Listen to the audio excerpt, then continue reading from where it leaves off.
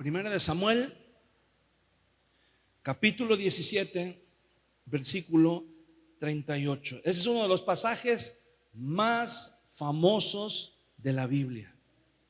En el Antiguo Testamento, probablemente en el Antiguo Testamento es el más famoso, el pasaje más conocido de la Biblia en el Antiguo Testamento.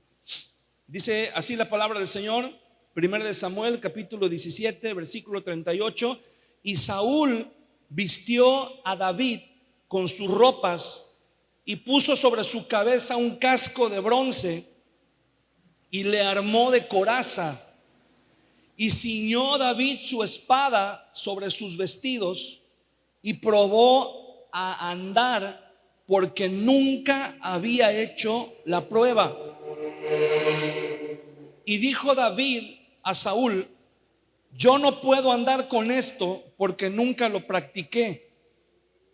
Y David echó de sí aquellas cosas y tomó su cayado en su mano y escogió 5 piedras lisas del arroyo y las puso en el saco pastoril, en el zurrón que traía, y tomó su honda en su mano y se fue hacia el filisteo.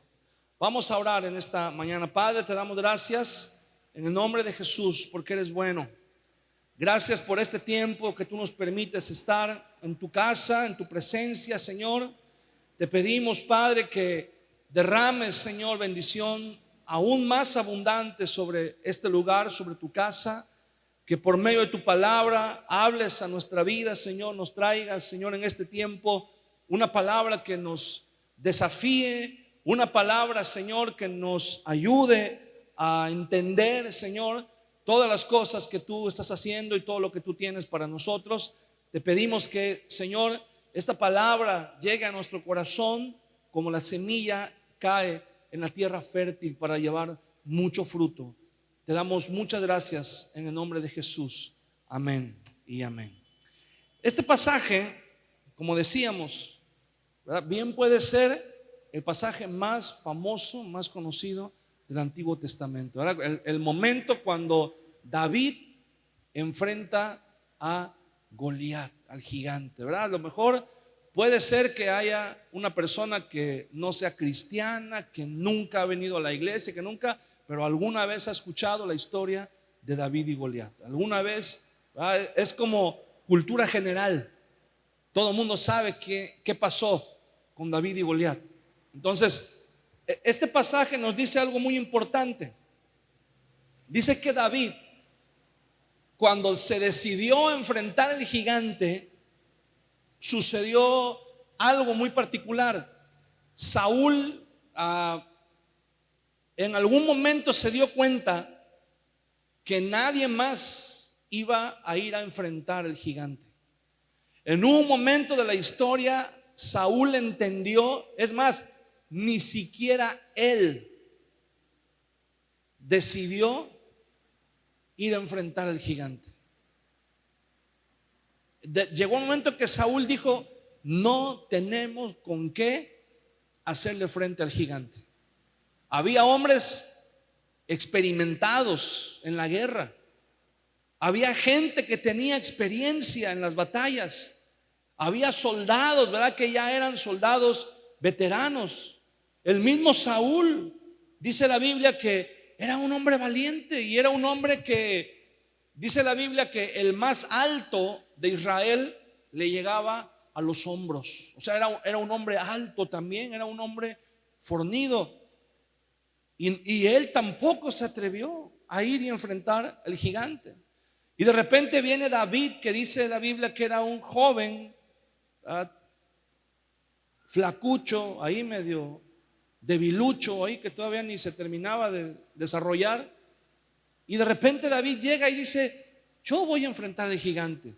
Y no sabemos cómo, no sabemos por qué. Bueno, el Señor así lo permitió. Saúl accedió y Saúl dijo: bueno, está bien, si tanto es tu deseo y si tanta es tu fe de que puedes vencer al gigante, pues ahora ráyate, dale. Y dice que en un momento intentó ponerle una armadura a David. porque dijo, mira, el gigante de un golpe te va a matar. Entonces le intentó poner una armadura, pero David nunca había usado armadura. Y entonces dice que le estorbaba, no se podía mover, no estaba acostumbrado a usar la armadura. Y entonces dice que se quitó la armadura y David no era un soldado en ese momento, David era un pastor de ovejas. Y dice que tomó los instrumentos con los que él estaba acostumbrado a trabajar, que era el cayado, la honda, y dice la Biblia que tomó 5 piedras lisas del arroyo. Y esto es algo muy importante porque al parecer, ¿verdad? Aparentemente podríamos creer que no tiene mucha importancia el hecho de que David haya tomado 5 piedras para ir a vencer a un gigante, para ir a pelear contra un gigante. Al menos yo creo que si yo hubiera estado en el lugar de David, hubiera llevado un costal, no nada más 5 piedras. Pero David, fíjese, David sabía, en primer lugar, que no iba a tener muchas oportunidades. No tenía muchos chances, ¿verdad?, de disparar. Iba a tener, si acaso, un par de tiros antes de que el gigante llegara hasta donde él estuviera. Y al final de cuentas, conocemos cómo termina la historia. Solamente hizo falta una piedra para vencer al gigante. Con un solo tiro de la honda, David venció al gigante. Lo hizo que se derrumbara y después con su misma espada del gigante lo mató, lo terminó de matar. Entonces, ¿qué relevancia tiene que David haya tomado 5 piedras si de todos modos, escuche bien, si de todos modos no iba a tener oportunidad de lanzar las 5 piedras? Dígale al vecino que tiene ahí a un lado y dile, la onda no era automática, ¿verdad? No iba a tener chance de lanzar las 5 piedras, era una por una. Pero quiero decirle algo, el hecho de que David haya tomado 5 piedras del arroyo es algo profético. Y ahorita le voy a explicar por qué. El hecho de que David haya tomado 5 piedras, mira, de todos modos no iba a tener chance. Así hubiera tomado 20 piedras o 50 o 100 piedras, no iba a tener oportunidad de arrojarlas todas. Pero tampoco podía arriesgarse, ¿verdad?, tomar solo una. Pudo haber tomado 2 o 3 piedras, pero dice que tomó 5. Y no es casualidad, porque por medio de esas 5 piedras David estaba profetizando algo muy importante para los días por venir, para el futuro. Muchas veces hemos escuchado y mucho se ha hablado, se ha predicado acerca de los gigantes. No quiero entrar en la controversia, ¿verdad?, si existieron. Antes el debate era si era posible que existiera un hombre de la estatura o de las características que la Biblia dice que tenía Goliat. De un tiempo para acá, no sé si usted se ha dado cuenta, ¿verdad?, pero en los programas de televisión, en las investigaciones que se hacen, ahora se ha puesto de moda, ¿verdad?, el descubrir que efectivamente hubo gigantes. Todo apunta a que hubo gigantes en la antigüedad, ¿verdad? Se han hecho muchas especulaciones. Algunos dicen, ¿verdad?, que tuvieron ahí que ver algo los extraterrestres. Algunos dicen que tal vez experimentos genéticos. No sabemos, ¿verdad?, ciencia cierta. Por alguna razón que seguramente nos favorece, Dios decidió dejar eso como un misterio sin resolver, ¿verdad? Solamente la Biblia nos habla de algunas cosas que sucedieron ahí en el libro de Génesis, Pero el hecho es que la Biblia nos dice que David enfrentó a este gigante con el celo. ¿Verdad? Si usted lee la historia de David y Goliat, hay muchas cosas que podemos encontrar ahí, ¿verdad? Muchos matices, muchas aristas en esa historia, y podemos usarlas para aplicarlas de muchas maneras en nuestra vida. Pero algo, si usted me preguntara qué es el punto clave en la historia de David y Goliat, yo le diría que la clave para entender ese pasaje es el celo que David sintió cuando escuchó al gigante blasfemar el nombre de Dios, y el celo que David sintió al darse cuenta, ¿verdad? Cuando David llegó al campamento. Eso se lo platico rápido, usted puede leer la historia, ¿verdad? Después con más detenimiento. Cuando David llega al campamento a dejarle comida, provisiones a sus hermanos, y en ese preciso momento el gigante salía a gritar, ¿verdad? A decir, a blasfemar el nombre de Dios, a desafiar al ejército de Israel. Entonces, cuando David iba caminando por el campamento y escucha las palabras del filisteo, yo creo que David pensó en ese momento y dijo: hijo de pobre hombre ese, no sabe en lo que se está metiendo, ¿verdad? Está insultando al ejército, está blasfemando el nombre de Dios, no sabe la que le espera, no sabe en dónde se está metiendo. David creyó en su, vamos a llamarle, en su inocencia. David creyó, dijo: ahorita cualquiera de los hombres, cualquiera de los soldados que están en el ejército se van a levantar y van a ir y le van a callar la boca, lo van a matar, ¿verdad? Porque está desafiando y está blasfemando. Y oh sorpresa, cuando de repente David se da cuenta que todos los soldados que estaban ahí se estaban haciendo como que les hablaban, ¿verdad? Como que no se enteraban. Y entonces David dice: oye, espérate, ¿cómo que este filisteo viene, blasfema el nombre de Dios, desafía a los ejércitos de Israel, amenaza, ¿verdad? ¿Y cómo que nadie se para y lo pone en su lugar?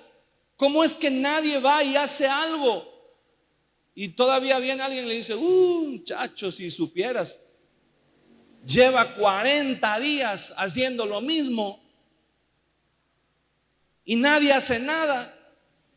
Y David dice: pero ¿cómo es posible 40 días blasfemando el nombre de Dios y nadie hace nada? Y entonces David dice, a manera de burla, hasta con un poco de sarcasmo, David pregunta: ¿qué recompensa ofrece el rey al hombre que vaya y derrote al filisteo? O sea, nada más lo estaba diciendo así como sondeando, como diciendo, ¿verdad? Y a poco, tan poquita recompensa hay que nadie se atreve a ir. Y le contestan y le dicen: no, hombre, el rey ha ofrecido riquezas y nombramientos, títulos de nobleza, hasta la mano de su hija, y dice que el que mate el filisteo, él y su familia no van a volver a pagar impuestos nunca, ¿verdad? Y le empiezan a decir todo lo que el rey había ofrecido al hombre que matara al gigante. Y dice David: y con todo eso nadie se ha atrevido a ir y hacerle frente al gigante. Y dicen: nadie. Y entonces dice David: llévenme con el rey, tengo algo importante que decirle. Y David fue llevado en la presencia del rey Saúl, y sucedió lo que leímos hace unos momentos. David le dijo al rey Saúl: mira, yo no sé tú, pero allá en el monte de repente salían el oso y el león a quererse robar las ovejas que yo cuidaba. Y cada vez que el oso y el león venían a robarse las ovejas, yo tomaba la onda, yo agarraba la onda y le pegaba en la cabeza. Y ya cuando lo veía que estaba así medio despistado, dice, llegaba y le echaba mano y lo mataba. Dice, y así como Dios me permitió matar al oso y al león, así Dios me va a permitir matar a ese filisteo que ha blasfemado el nombre de Dios. Y entonces Saúl lo toma como una señal de parte de Dios y dice, órale, ándale, ve y mátalo. Y todos conocemos cómo termina la historia, ¿verdad? David vence al gigante. Y lejos de toda polémica de que si el gigante fue real, o si existieron los gigantes, o si de dónde salieron, fuera de toda esa polémica, aquí nos encontramos con una situación que nos ilustra condiciones que muchos de nosotros vivimos todos los días en nuestra vida. Todos y cada uno de nosotros, hermano, tenemos un gigante al cual debemos hacerle frente. Y no podemos decir, ¿verdad? Cuando David llega y le pregunta a la gente y le dice, ¿qué le van a dar al hombre que venza al gigante? Nadie preguntó, ¿a cuál gigante? Todos sabían de qué gigante estaba hablando. El único gigante que se para aquí enfrente y nos está desafiando, nos está retando. Entonces, de igual manera, cada uno de nosotros sabemos perfectamente bien cuál es el gigante que tenemos que enfrentar. Un gigante que tal vez, este gigante en la Biblia llevaba 40 días blasfemando el nombre de Dios. Hay gigantes en nuestra vida que llevan años blasfemando el nombre de Dios. Hay gigantes en nuestro diario vivir, en nuestra vida cotidiana, que llevan años desafiándonos y tenemos miedo. ¿Sabes cuál era la razón por la cual tenían miedo? Es que no era nada más, mira, el rey no podía decir, pues mira, tú ve y pelea contra el gigante, y si te vence, pues ya ni modo. Porque había un desafío de parte del gigante. Gracias. El gigante dijo, denme un hombre que pelee conmigo, y si él me vence, nosotros vamos a ser siervos de ustedes. Pero si yo logro vencerlo, ustedes van a ser siervos de nosotros. Y entonces el rey tenía temor, porque no solamente estaba en juego la vida del hombre que fuera a pelear contra el gigante, estaba en juego la vida de todo el pueblo de Israel. Y la razón por la cual ellos no querían enfrentar al gigante era porque decían, es que si el gigante me vence, voy a ser su esclavo para siempre. Y no nos damos cuenta, ¿verdad? No se daban cuenta que ya eran esclavos del temor, ya eran esclavos del miedo. Y muchas veces, hermano, no nos decidimos a enfrentar a los gigantes por temor al fracaso. Hay gente que dice, es que yo no me quiero comprometer bien con el Señor, porque ¿qué tal que después la riego? Hay gente que dice, hermano, es que yo no me quiero bautizar. Por cierto, vamos a tener bautizos próximamente. Pero hay gente que dice, pastor, es que yo no me quiero bautizar, porque es que bautizarse, me han dicho, ¿verdad? Dicen, me han dicho que bautizarse ya es un compromiso ya fuerte, ¿verdad? Con el Señor. ¿Y qué tal que me bautizo y después vuelvo a pecar? Hermano, mire, le voy a decir una cosa, y no soy profeta, pero le voy a decir algo. Lo más probable es después de que usted se bautice, es que vuelva usted a pecar. Ese es seguro, no hay vuelta de hoja. Pero hay gente que dice, es que bautizarse ya es un compromiso. Hermano, ¿qué compromiso más grande puede haber que haya usted recibido al Señor en su vida? Si recibiste, pregúntale al que está a un lado, y le recibiste al Señor en tu vida. Ya estás adentro, dile. Ya no hay compromiso más grande que ese. Pero muchas veces no nos atrevemos a enfrentar los gigantes. No, muchos de nosotros, hermano, nos toca enfrentar gigantes. Y le voy a decir algo: si usted no enfrenta al gigante, el gigante no va a desaparecer por sí mismo. Ellos llevaban 40 días.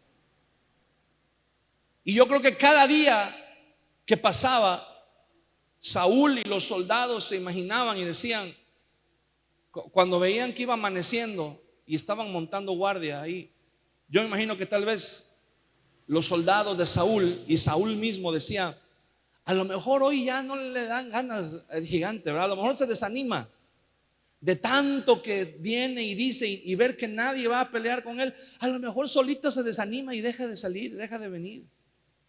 O a lo mejor ellos decían, híjole, ese gigante, ¿verdad? ¿Cómo no le da una enfermedad y se muere, ¿verdad? ¿Cómo no le pasa algo? O cómo no se tropieza y se cae, ¿verdad? Y ya, para que ya no pueda seguir viniendo. O cómo no. Mira, hay muchos de nosotros, hay muchas personas que dicen, yo no quiero enfrentar ese gigante porque me da miedo que me avergüence. Sí, hay gente que, mira, yo he conocido cristianos, gente que viene a la iglesia, gente que asiste a la iglesia y que tiene que lidiar todavía muchas veces con situaciones en su vida que saben perfectamente bien que no le agradan a Dios. Todos y cada uno de nosotros tenemos áreas en nuestra vida que debemos enfrentar, que no debemos dejar ya pasar más tiempo. El gigante no se va a cansar. El gigante no se va a quedar mudo. El gigante no se va a desanimar. No va a llevar un día en que el gigante diga, ya me cansé, ya hoy ya no voy a ir a desafiar. No. El gigante va a estar ahí todos los días y lo tenemos que enfrentar. Y el problema es que muchos de nosotros ya hemos enfrentado al gigante y nos ha ganado. Y por eso decimos, no, yo ya no, ya con el gigante ya. Y nos acostumbramos, hermano, a vivir todos los días sabiendo que hay un gigante que está blasfemando y que está diciendo, no puedes conmigo. Yo no sé, ¿verdad?, cuál sea tu gigante, cuál sea el gigante que estás enfrentando. Muchas veces tenemos que enfrentar gigantes, hermano, en diferentes aspectos. Un gigante que muchas veces a muchos de nosotros nos toca enfrentar es el hecho de que somos los primeros cristianos en la familia. Somos los primeros personas en la familia que llegan a la iglesia, que se convierten a Cristo. Si a usted le ha tocado enfrentar a ese gigante, usted sabe de lo que estoy hablando. Cuando tú eres el primero en la familia que te conviertes a Cristo, que llegas a la iglesia, nadie te va a entender. Todos te van a ver como bicho raro, ¿verdad? Se van a alejar de ti. Te vas a dar cuenta que hablan a tus espaldas. Te vas a dar cuenta que se ríen de ti a tus espaldas. Te vas a dar cuenta, ¿verdad?, que ya no te incluyen como antes, tal vez en las actividades, en los planes. Te vas a dar cuenta cómo nada más van a estar esperando tal vez el momento en que tú te rindas, el momento en que tú, porque mucha familia, cuando alguien llega a Cristo, dice, ya se le va a pasar.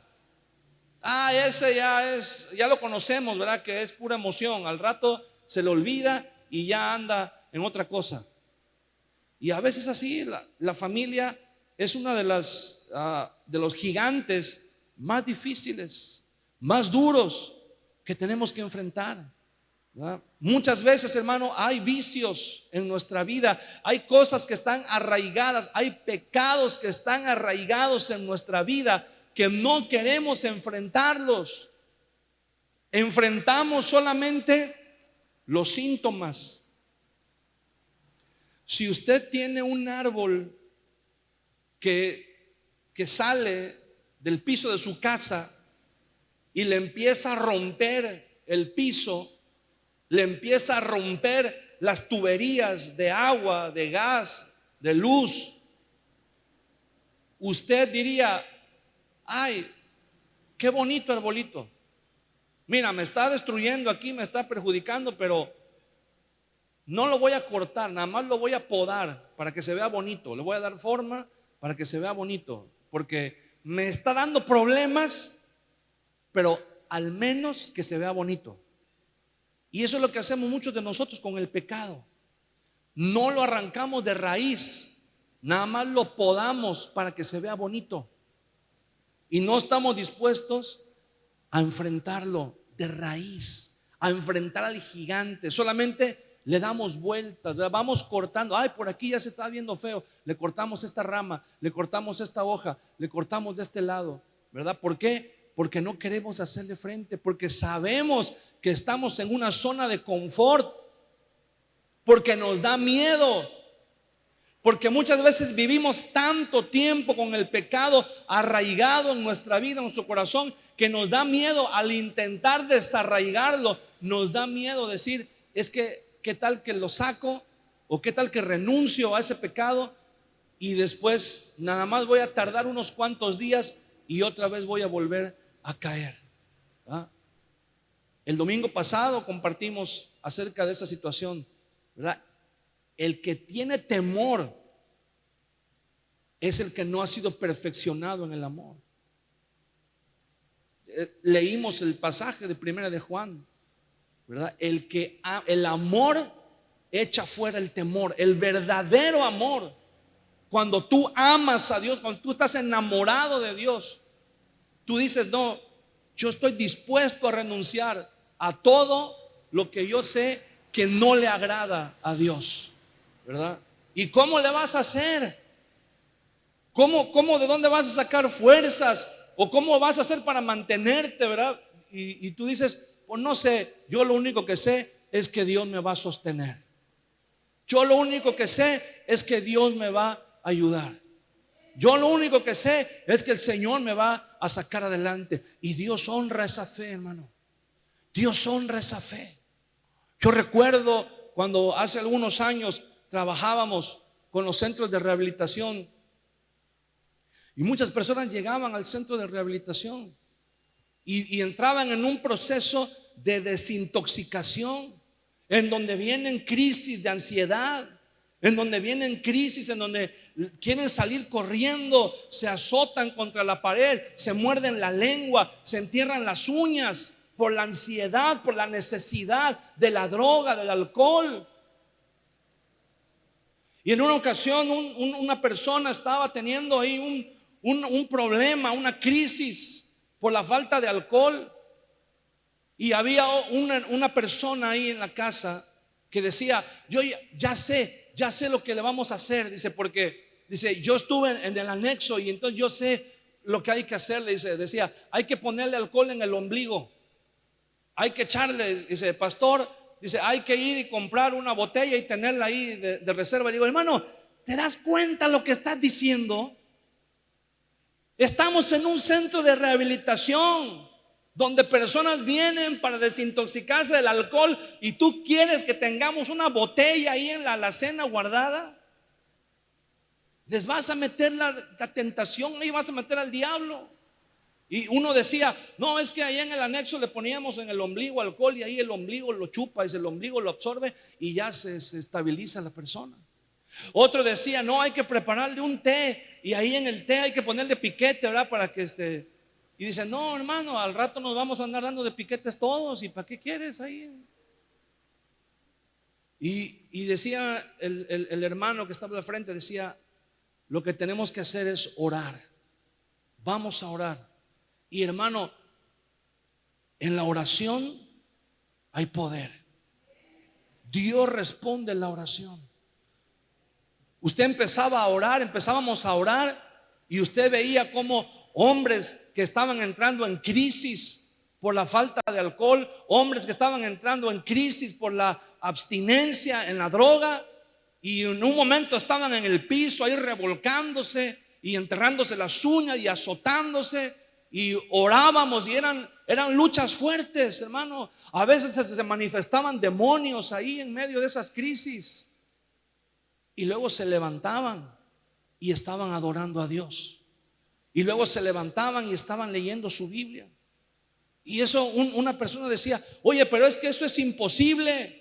Aún los médicos dicen: eso no puede ser, una persona no puede dejar la droga de golpe, tiene que ir desintoxicándose poco a poco, tiene que ir reduciendo las dosis poco a poco, porque si no puede entrar en una crisis y le puede venir a situaciones de riesgo en su salud, en su vida.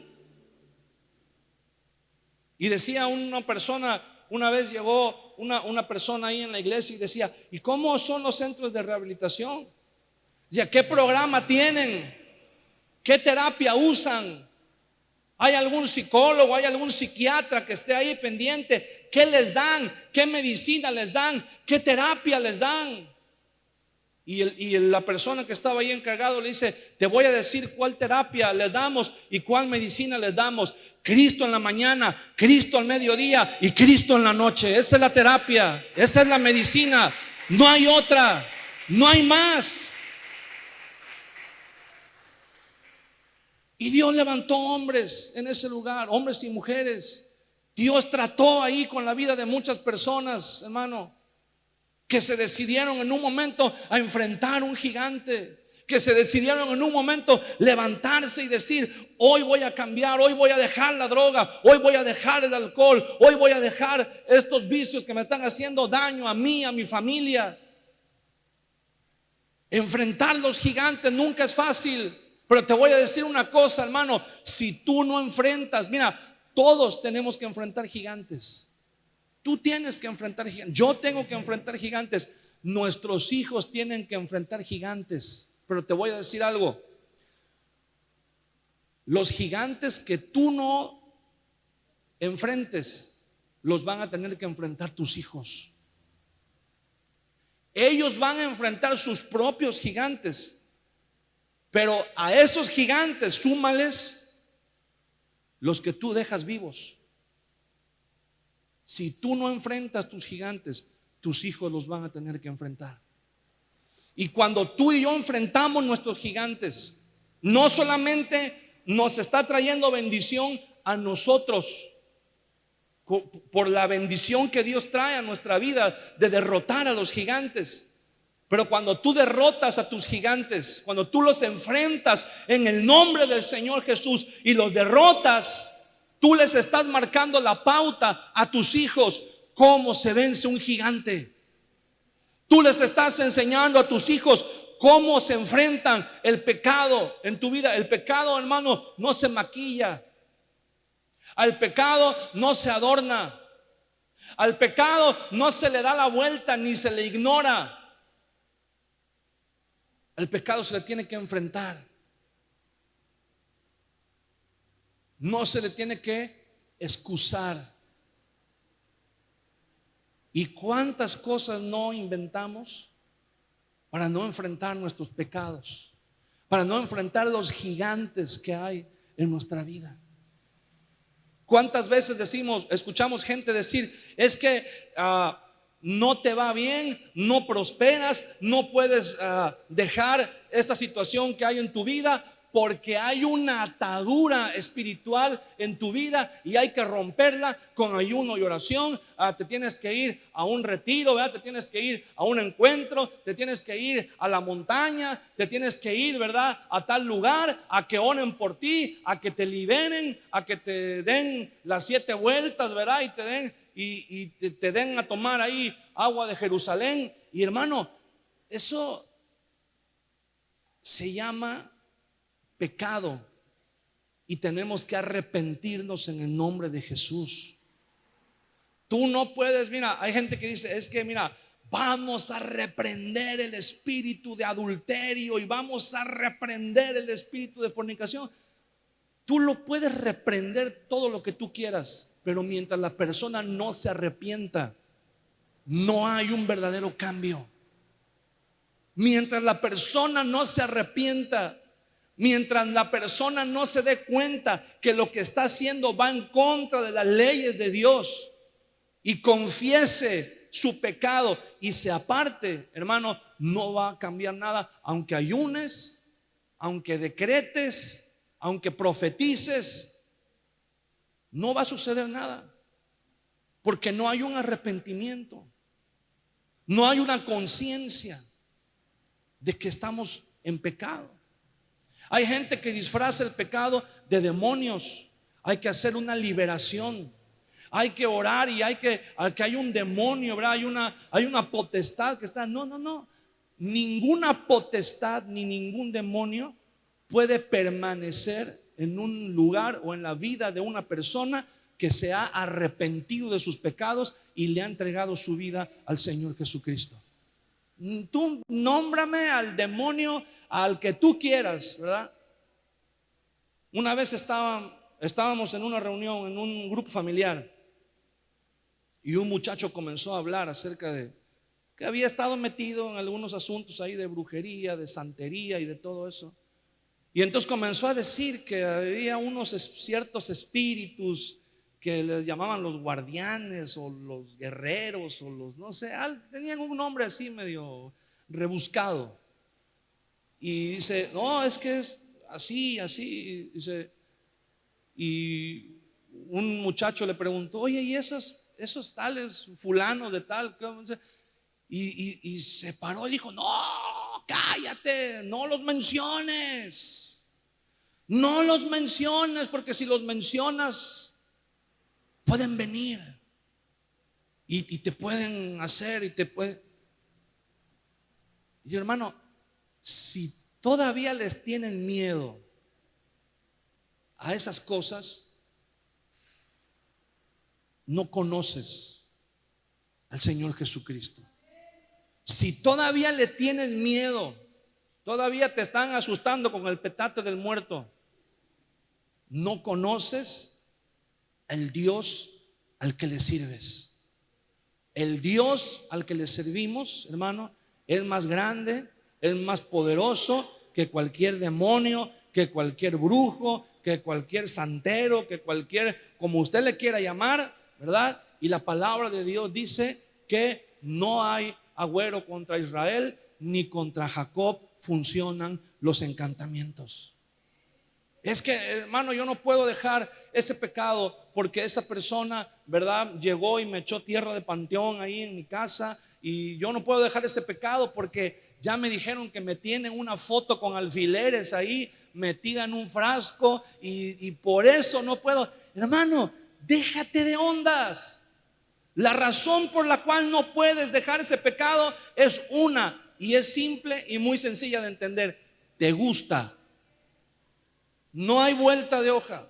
La razón por la cual no puedes salir y no podemos dejar ese pecado es porque nos gusta. Y la razón de que nos gusta y de que lo amamos es porque no amamos lo suficiente a Dios. Porque cuando tú amas y estás enamorado del Señor, tú amas lo que Dios ama y aborreces lo que Dios aborrece. Esa es otra vez. No, hay personas que dicen, es que es una enfermedad. No, no es una enfermedad. Fíjese bien. Yo personalmente respeto mucho y alabo mucho la labor que hacen los grupos de AA, los grupos que se dedican a darle ayuda a los alcohólicos. Es una labor muy noble y no cualquiera se atreve, ¿verdad?, a dar su vida en ese servicio. Pero hay algunas cosas que tienen que superar. Porque cuando las personas dicen, es que el alcoholismo es una enfermedad, enséñame en la Biblia el pasaje donde diga que Jesús sanó a un borracho. Jesús no sanó a ningún alcohólico. Sanó, ¿verdad? Llamó al arrepentimiento. Sanó a gente que de verdad estaba enferma, pero llamó al arrepentimiento a gente avara, a gente inmadura, a gente pecadora, a gente malvada. Los llamó al arrepentimiento. A gente egoísta, a gente que solamente vivían para sí mismos y para satisfacer sus deleites y sus placeres. A ellos los llamó al arrepentimiento. No los sanó de nada, pero los llamó al arrepentimiento. Y nosotros tenemos que entender que Jesús nos llama al arrepentimiento. Es que estoy enfermo. Esa es una enfermedad incurable, nunca se me va a quitar. ¿Quién te enseñó eso? Tenemos que quitarnos el chip, ¿verdad? Antes decíamos del cassette, ahora ya como ya avanzó la tecnología, ahora no es el cassette, ahora es el chip. Cámbiate el chip. Ya no puedes seguir pensando igual como pensabas cuando estabas en el mundo. ¿Por qué decimos que cuando David tomó las 5 piedras estaba profetizando? Quiero que me acompañes ahí en 2 de Samuel, capítulo 21.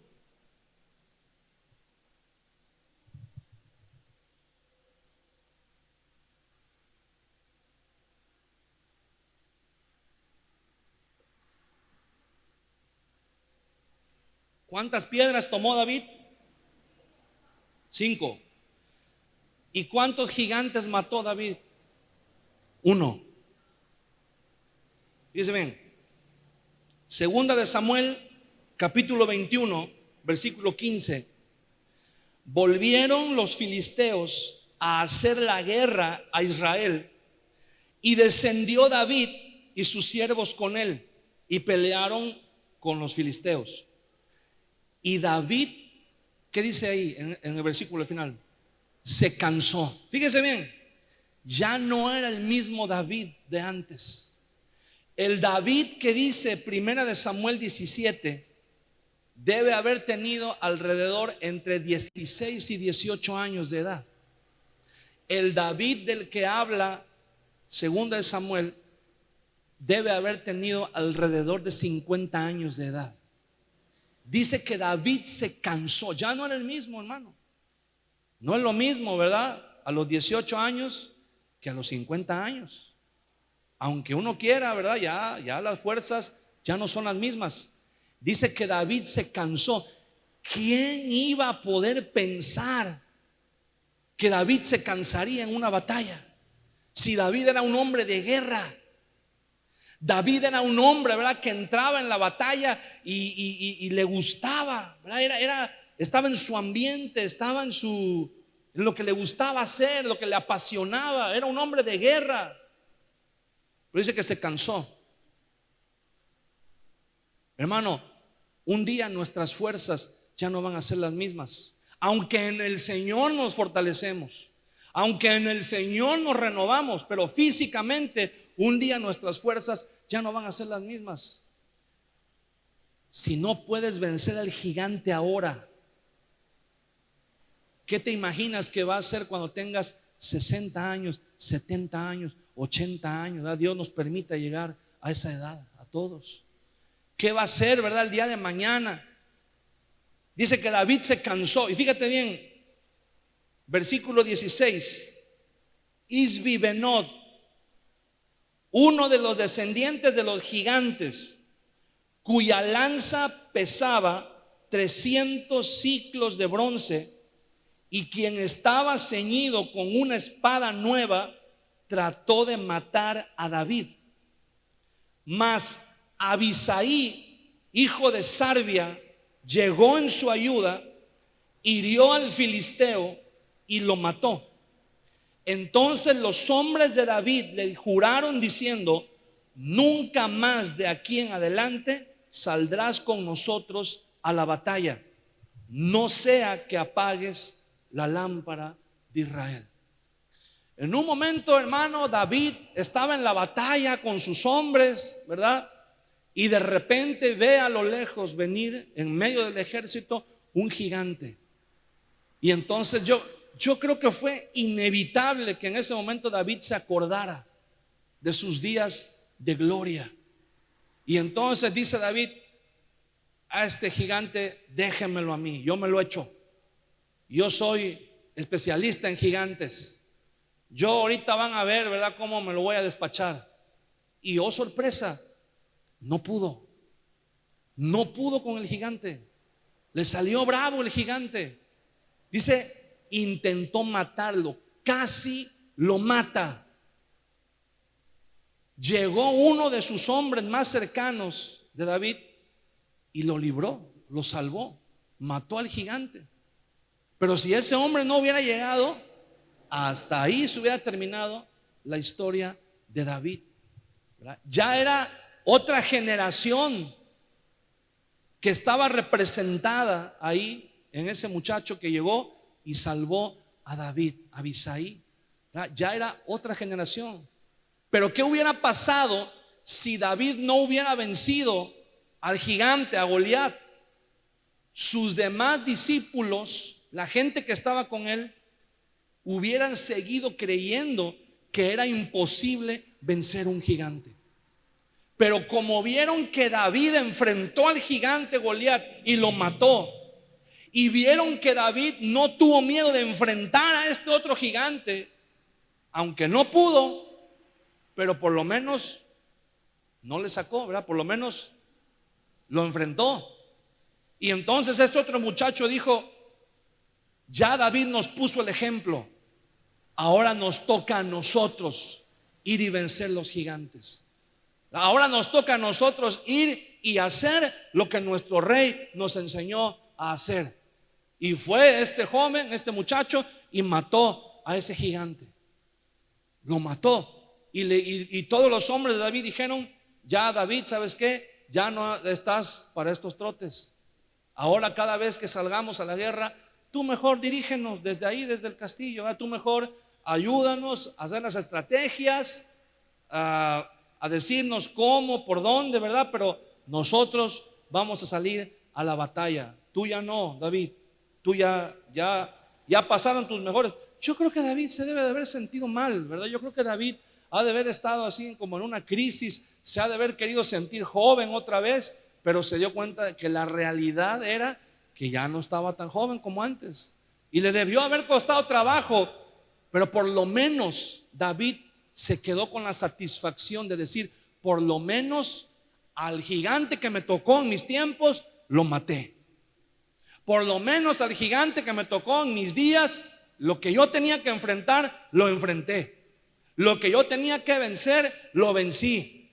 Hermano, ¿hemos vencido a los gigantes que nos tocan? ¿Hemos vencido a los gigantes? Hermano, yo no sé, hay gigantes que tú los venciste, y porque tú venciste a esos gigantes, tus hijos ya no van a enfrentar a esos mismos gigantes. Van a enfrentar otros gigantes diferentes, pero van a enfrentarlos ya con el ejemplo que tú les diste. A lo mejor, ¿verdad? Hay un gigante ahí que tú tuviste que lidiar y tuviste que vencer.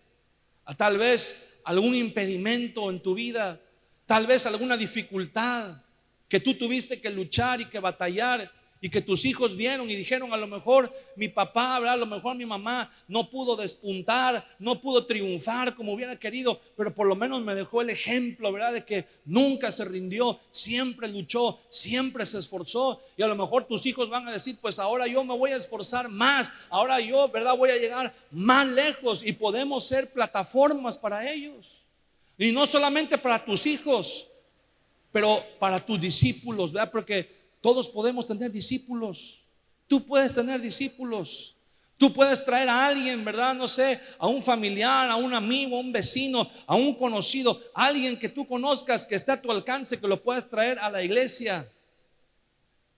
Y si esa persona te ve enfrentar tus gigantes sin temor y vencerlos confiando en Dios, esa persona va a aprender a luchar también contra sus gigantes.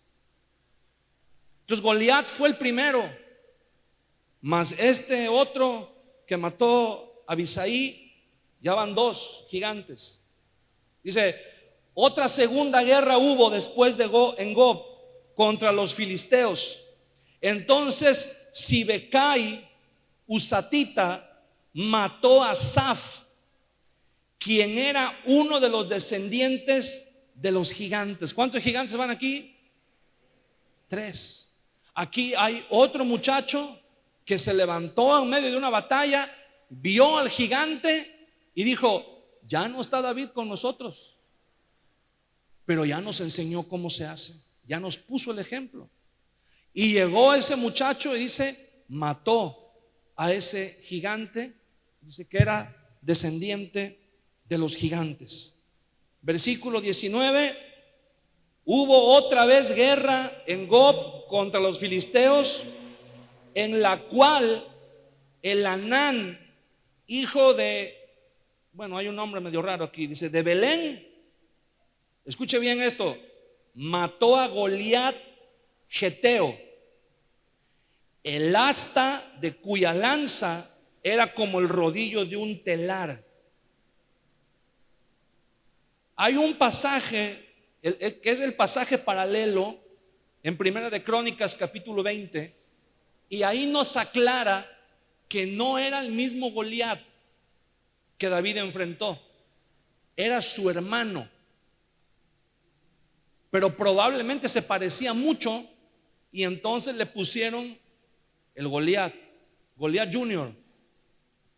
Y entonces dice la Biblia que este muchacho fue y lo enfrentó y tenía una lanza que dice que era del tamaño del rodillo de un telar, que era donde hacían las prendas de vestir, donde estaban las máquinas que trabajaban, ¿verdad?, para hacer las telas.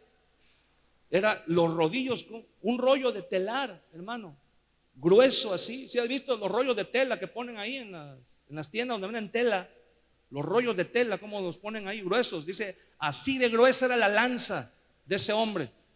Era un hombre muy alto, un gigante, ¿ves? La lanza larga y gruesa. Y este hombre dice que fue y lo mató, lo venció. ¿Cuántos gigantes van ahí? 4. Versículo 20. Después hubo otra guerra en Gat, donde un hombre de gran estatura, el cual tenía 12 dedos en las manos y 12 en los pies, 24 por todos, y también era descendiente de los gigantes. Este desafió a Israel y lo mató Jonatán, hijo de Simea, hermano de David. O sea, un sobrino de David lo mató. Versículo 22 dice, estos 4 eran descendientes de los gigantes de Gat, los cuales cayeron por mano de David y por mano de sus siervos. Aquí nos habla de 4 gigantes que en diferentes momentos desafiaron al pueblo de Israel, más el gigante Goliat que David había matado. ¿Cuántos gigantes son en total? 5. Por eso el Espíritu Santo llevó a David a tomar 5 piedras del arroyo, porque de esa manera David estaba profetizando que aunque en ese momento, aunque ese día iba a enfrentar a un gigante nada más, pero David estaba profetizando que Dios le iba a permitir que a través de él, a través de su ejemplo, a través del entrenamiento que él le dio a sus soldados y a su familia, iban a poder vencer a los 5 gigantes que había entre los filisteos, a los 5 gigantes que pertenecían al ejército de los filisteos y que representaban un peligro para las demás personas. Y dice la Biblia, los cuales cayeron por mano de David y por mano de sus siervos. Y David no mató a ninguno de estos 4 gigantes. ¿Pero por qué dice por mano de David? Porque David fue el que abrió brecha. David fue el que mató el primer gigante, al Goliat, y fue el que puso el ejemplo. Porque David mató a ese gigante, sus discípulos, y dice ahí, su sobrino también pudo matar gigantes.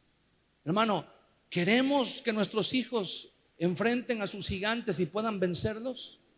¿Quieres que tus discípulos enfrenten sus gigantes y puedan vencerlos? Tenemos que empezar, hermano, enfrentando nuestros gigantes nosotros mismos. Amén. Ponte de pie en esta tarde y vamos a orar.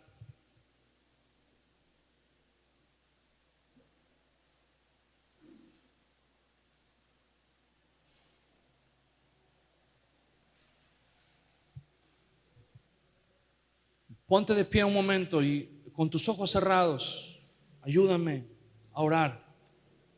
Con tus ojos cerrados vamos a decirle en este momento: Señor, estamos delante de tu presencia. Padre, tú conoces nuestro corazón, lo que hay en nuestro interior. Señor, tú sabes que muchas veces hay temor de enfrentar a los gigantes. Conocemos perfectamente bien cuáles son nuestros gigantes, ¿Cuáles son las áreas, Señor, de nuestra vida que nos cuestan trabajo enfrentar?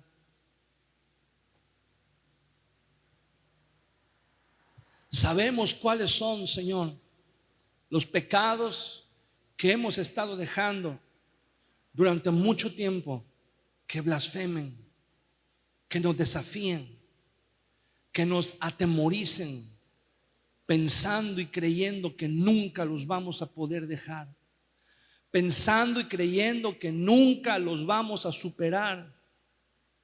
Señor, el día de hoy te pedimos perdón. Perdónanos, porque hemos sido como los siervos de Saúl. Hemos sido como los soldados de Saúl. Nos hemos acostumbrado a escuchar al gigante blasfemando sin atrevernos a hacer nada. Nos hemos acostumbrado a que el gigante venga, blasfeme, diga, hable, pisotee, Señor. Con nuestro testimonio hemos pisoteado tu nombre. Hay mucha gente que se burla de la iglesia y se burla del cristianismo a causa de nosotros que hemos dado un mal testimonio, a causa de nosotros que nos hemos llamado cristianos y no hemos querido renunciar a las cosas del mundo que nos gustan porque todavía las amamos. Te pedimos perdón, Señor. Perdónanos, porque no es que no hayamos podido derrotar a los gigantes, es que ni siquiera los hemos enfrentado, Señor. Nos hemos atemorizado. No nos hemos vuelto esclavos del pecado por haber perdido la batalla. Nos hemos vuelto esclavos del pecado porque ni siquiera nos hemos atrevido a enfrentarlo en batalla, Señor. Pero hoy te pedimos, Señor, Espíritu Santo, danos el valor, danos el entendimiento, danos el mismo celo que le diste a David cuando escuchó las palabras del gigante. Danos el mismo sentimiento, Señor, de incomodidad. Danos la misma intolerancia, Señor, que tuvo David cuando escuchó al gigante blasfemar. Cuando dijo: ¿quién es este filisteo incircunciso que se atreve a desafiar los escuadrones de Jehová de los ejércitos? ¿Quién es este pecado que se atreve a burlarse de lo que Cristo hizo en la cruz del Calvario? ¿Quién soy yo que me atrevo a esconderme, que me atrevo a excusarme detrás de mis debilidades, detrás de situaciones que pasaron en mi vida, como usándolas como pretexto para justificar mi pecado, cuando sabemos perfectamente bien que no hay nada imposible para Dios?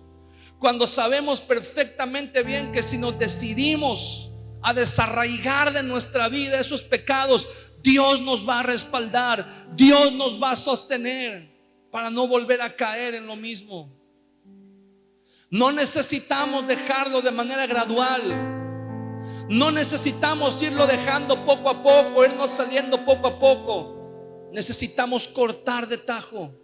Necesitamos renunciar de golpe en el nombre de Jesús a todo aquello que sabemos que no glorifica el nombre de Dios en nuestra vida.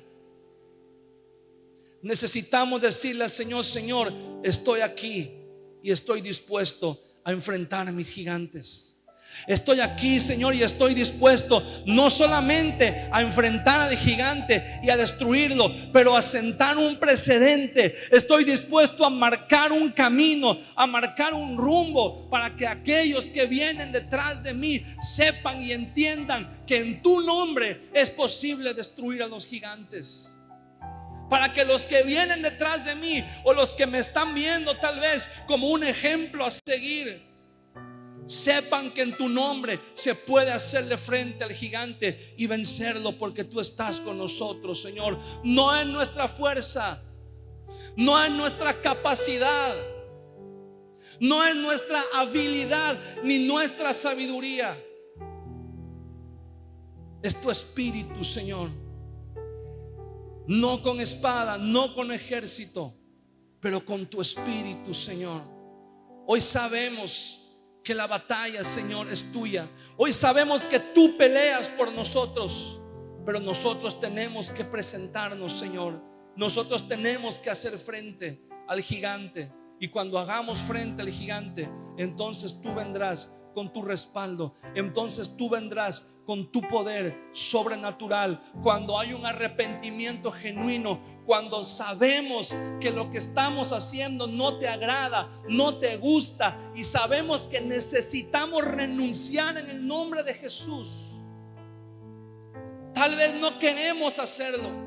Tal vez tenemos que confesar, Señor, que no queremos renunciar al pecado por nuestra propia cuenta, por nuestra propia voluntad. No queremos hacerlo, pero sabemos que es necesario. Y te pedimos, Señor, danos la fuerza para hacer lo necesario. Danos la fuerza para renunciar a todo aquello, para vencer, Señor, todo aquello que no te glorifica y que no es tu voluntad en nuestras vidas. Danos la fuerza para enfrentarlo y danos el poder para vencerlo en tu nombre, Señor. Dile al Señor: Señor, hoy me arrepiento de todo corazón y hoy renuncio, Señor, a todo aquello que no te agrade. Hoy renuncio a todo aquello, Señor, que va en contra de tu voluntad. Hoy decido enfrentar al gigante. Y yo sé que con tu ayuda, con tu respaldo, voy a poder vencerlo, Señor, en el nombre de Jesús. Levanta tus manos un momento en la presencia del Señor. Levanta tus manos un momento en su presencia y adórale a Él.